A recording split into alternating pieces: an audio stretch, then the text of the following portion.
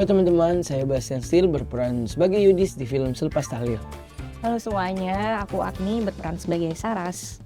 Dan aku Dio berperan sebagai sutradara di film Selepas Tahlil. Kami akan bermain game bersama Everest Media. Hihi.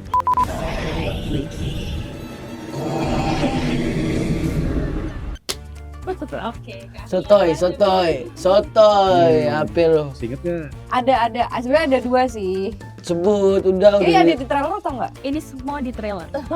Nah, kalau di trailer sama di film beda. Ya makanya ayo apa? Beda? Kok beda? Ayo lo. Enggak lah, nggak beda. Ayo lo. Saiki konang di yang waktu aku jatuh ya?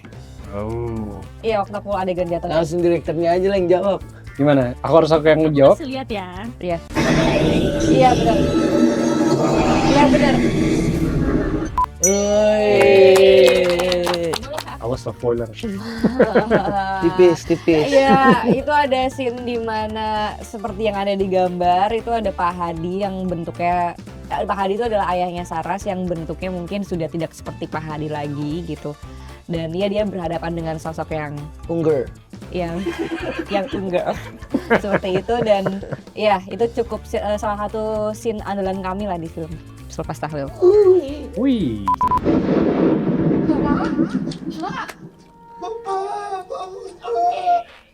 Lo tuh nonton trailernya nggak? Nonton lah, gue tahu dan duluan aja angkat tangan. Ya itu waktu kami pertama kali pulang dan menemukan bapak udah nggak ada. Dia ada di rumah Saras dan rumah Yudis sama bapak.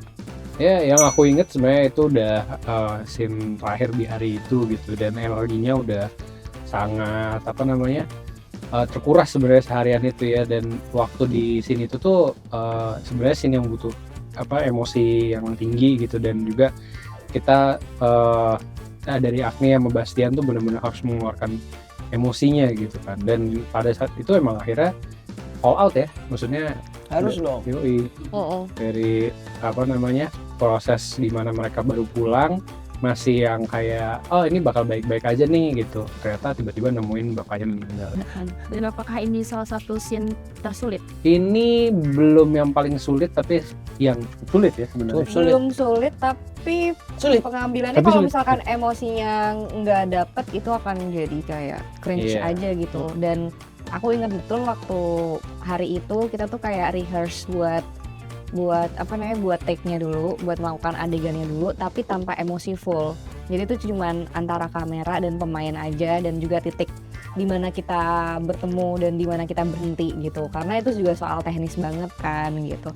Dan menurut aku suka banget sih treatmentnya dia yang seperti itu, karena nggak asal ambil gelondongan aja, tapi juga hati-hati dan pengen emosi kita juga tetap terjaga. Soalnya udah seharian syuting banget ya itu. Arah keluarga kalian sudah meninggalkan janji. Sekarang giliran kalian menepati. Oke. Kembali lagi ke Bastian, gak ada sama sekali. Aku rasa dia nggak nonton trailernya Yang sih. pertama, yang kedua aku mau jawab tapi ke duluan. Yang ini aku nggak tahu. Gila, masih film gue sendiri nggak nonton trailernya, gila kali ya? Nggak, sebenarnya itu nggak ya. Kayaknya itu lagi tahlilan. Salah. Lagi tahlilan tapi ada suara-suara itu. Pokoknya ada campuran banyak adegan. Nonton trailer nggak sih? Nonton. Kurang tepat sebenarnya. Sebenarnya itu adegan ketika satu keluarga itu digentayangi oleh Pak Hadi. Oke. Dan tadi lucunya ada suara. Oh, itu bener tahlilan. Enggak, itu Oh, udah habis beres. tahlilan? Ya, habis tahlilan bukan pas tahlilan, lu jawabnya tahlilan. Ngeles aja, Neng. Lucunya apa? Oh enggak, tadi ada suara teko ya gitu. Ya itu sebenarnya satu scene yang mungkin cuman menambah atmosfer, tapi ternyata suara yang mengganggu itu jadi sesuatu yang di trailer juga jadi ikonik aja gitu. Sayang sih kalau bapak sama ibu harus kumpul duluan. Lu loh yang ngomong, masa lu nggak tahu? Nonton. Tuh kan, kamu nggak hafal suara Mbak Saras? Enggak, itu bukan suara Mbak Saras. Siapa? Itu suara Diandra. Ya, Itu kamu suara jawab dia. apa? Suara dia itu di mana dia ngomong sama bapak mamanya. Benar? Yang ini pas setelah bapaknya meninggal. Nggak jelas emang Saras. Bukan aku Emang tak. dia, tapi Iya emang Diandra. Oh, iya. Kan lo yang jawab. bener tapi kan aku. Salah. Salah, jadi bapaknya sudah meninggal. Oh ini bukan trailernya. Wah. Dia lagi ngebayangin kan. Enggak, itu buat Ya, promosi aja. iya.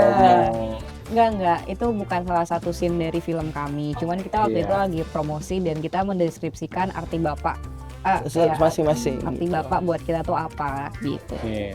Keluargaku, bapakku, aku di sana. Sebut udah kamu udah duluan. Oh iya, aku kasih buat Bastian deh. Aku tadi ngacungin buat Bastian, kasihan nilainya 0.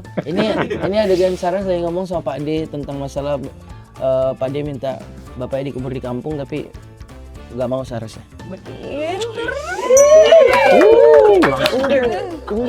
Enggak. Gagal jadi anak. Ini lagi ngomong sama Saras Gimana? di teras. Terus ngasih tahu bahwa kayak gue juga gagal jadi anak gitu. Tapi gagal nggak? Enggak dong. Ini adegannya setelah apa? Setelah scene apa? Kalau di trailer setelah apa? Kalau di film tahu gua. Tapi kan nggak boleh spoiler. Nggak boleh spoiler dong nanti. Buat tahu Iya. nonton tanggal 10 Juli nanti. Di bioskop kesayangan Anda, jangan sampai menyesal. Bapak meninggal. Bapak minta dikubur. Di meja makan Bapak lagi ngomong sama aku dan Saras tentang wasiat Bapak. Apal itu, tagnya paling banyak. Shotnya banyak banget. Iya. Bisa saya sedikit mas direkturnya gimana pengambilan gambar pada saat pengambilan scene itu? Nah itu justru salah satu scene paling pertama yang kita ambil waktu syuting dan itu memang anggaplah memang di hari pertama adegan yang sangat intimate gitu antara anggota keluarga yang jadi tokoh utama kita ini gitu. Di situ kita ngeliatin dinamika Yudis lagi warawiri di di rumah gitu. Saras juga lagi nyiapin sarapan, bapak lagi makan, jadi ngeliatin kebiasaan mereka. Di saat itulah yang akhirnya bapak tuh ngasih wasiat itu dan jadi suatu apa istilahnya, ternyata itu udah jadi kebiasaan si bapak gitu. Dan Yudis sama Saras tuh yang Alah, kayak gitu. ini lagi gitu kan. Jadi kayak kita memperlihatkan bagaimana mereka tuh sebenarnya udah sangat akrab dan tahu banget kebiasaan bapaknya. Apakah ada kejadian unik saat pengambilan scene ini? Kejadian ini saat pengambilan scene enggak, tapi pada udah berapa hari tuh tiba-tiba lantainya ngangkat gitu. Wah iya lagi bener. Tiba-tiba ngebelendung. Tiba-tiba nah ini gitu tiba-tiba si mejanya kayak naik pas kita lagi syuting adegan lain, tiba-tiba mejanya naik sendiri gitu. Kita kayak, waduh apaan tuh gitu. Ada yang mau bangkit di bawah nih.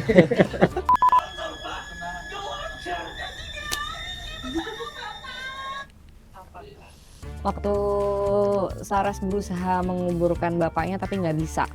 Di situ dia pakai baju orange. Itu scene kayak gimana? Boleh jelasin nih?